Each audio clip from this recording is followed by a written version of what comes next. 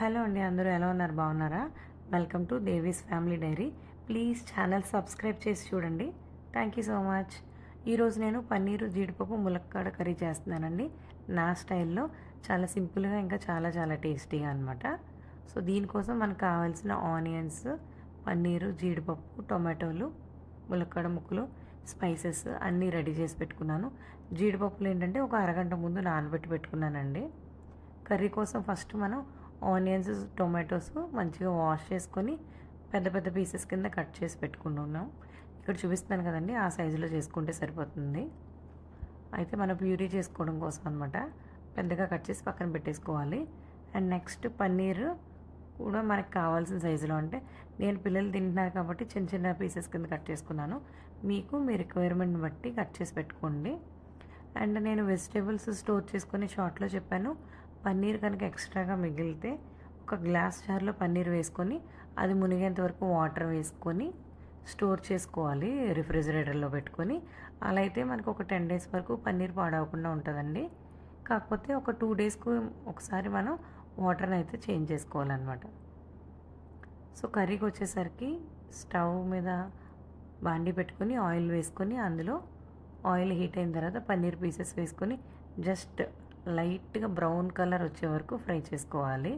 ఏంటంటే మనం పన్నీర్ని ఫ్రై చేసుకోకుండా డైరెక్ట్గా కర్రీలో వేసేసుకోవచ్చండి. అయితే మనకి కర్రీ యొక్క టెక్స్చర్, లుక్ చూడడానికి బాగుండాలి కదా, అందుకని ఒక్క లైట్ బ్రౌన్ షేడ్ వచ్చే వరకు మాత్రం ఫ్రై చేస్తున్నాను. మనం అయితే పన్నీర్ని డైరెక్ట్గా వేసుకోవడం వలన దాంట్లో ఉన్న న్యూట్రియంట్స్ అన్నీ అలాగే రిమైన్ అయి ఉంటాయండి. సో మనకి అలాగే హెల్దీ, కాకపోతే టెక్స్చర్ చేంజ్ అవ్వాలి కదా, అందుకనమాట ఇది. సో ఫ్రై అయిన తర్వాత పన్నీర్ పీసెస్ అన్నీ పక్కన తీసి పెట్టేసుకున్నాను. సేమ్ అదే బాండీలో మళ్ళీ స్పైసెస్ వేసుకొని ఫ్రై చేసుకోవాలి. స్పైసెస్ అంటే నేను ఇక్కడ చాలా తక్కువ తీసుకున్నానండి. దాల్చిన చెక్క, లవంగాలు, ఇంకా జీలకర్ర తీసుకున్నాను. మీకు కావాలంటే బిర్యానీ స్పైసెస్ తీసుకోవచ్చు, బిర్యానీ ఆకు అవన్నీ కూడా వేసుకోవచ్చు. సో అందులో ఫ్రై అయిన తర్వాత ఆనియన్స్ వేసుకొని, ఆనియన్స్ ఫ్రై అయిన తర్వాత టొమాటో పీసెస్ కూడా వేసుకొని టొమాటోస్ మెత్తగా అయ్యేంత వరకు మగ్గనివ్వాలి. సో రెండు కూడా బాగా మెత్తగా అయిన తర్వాత తీసి పక్కన పెట్టుకోవాలండి. సో మనకి కొంచెం చల్లారిన తర్వాత మిక్సర్ జార్లో వేసుకొని వాటర్ ఏమీ యాడ్ చేయక్కర్లేకుండానే పేస్ట్ లాగా గ్రైండ్ చేసుకోవాలంటే ఒక ప్యూరీ లాగా చేసి పక్కన పెట్టుకోవాలి. అండ్ నెక్స్ట్ సేమ్ బాండి మనం స్టవ్ మీద పెట్టుకొని మళ్ళీ ఆయిల్ వేసుకోవాలి. మనం గిన్నెలు ఏమి ఎక్స్ట్రాగా యూజ్ చేయక్కర్లేదండి, సేమ్ డిష్నే వాడుకోవచ్చు. ఆయిల్ వేసుకొని ఆయిల్ హీట్ అయిన తర్వాత ఆనియన్ పేస్ట్ ఉంది కదండి, ఇప్పుడు చేసిన ప్యూరీ, అది వేసుకొని బాగా ఫ్రై అవనివ్వాలి. అయితే ఇది ఆనియన్ పేస్ట్ కదా, సో మనకి ఏంటంటే వెంటనే దగ్గర పడిపోతూ ఉంటుంది. లిడ్ ఓపెన్ చేసి క్లోజ్ చేసుకుంటూ మనం బాగా కలుపుకొని ఫ్రై చేసుకోవాలండి. అది ఫ్రై అయిన తర్వాత అందులో మనం అల్లం వెల్లుల్లి పేస్ట్ వేసుకోవాలి. ఇది హోమ్ మేడ్, ఇంట్లో చేసిందేనండి. అల్లం వెల్లుల్లి పేస్ట్ వేసుకొని అది కూడా పచ్చి వాసన పోయే వరకు బాగా ఫ్రై చేసుకోవాలి. సో ఈ పేస్ట్ బాగా దగ్గరికి అయిపోతుంది కదా, అందుకనే నేను కొంచెం వాటర్ వేసుకొని మిక్సర్ జార్లో ఆ వాటర్ వేసేసి బాగా దగ్గరికి రానిచ్చాను ఫ్రై చేసుకుంటా. సో తర్వాత ఇందులో మనకి పసుపు, ఇంకా మన టేస్ట్కి తగినంత సాల్ట్, కారం వేసుకొని ఫ్రై అవనివ్వాలి.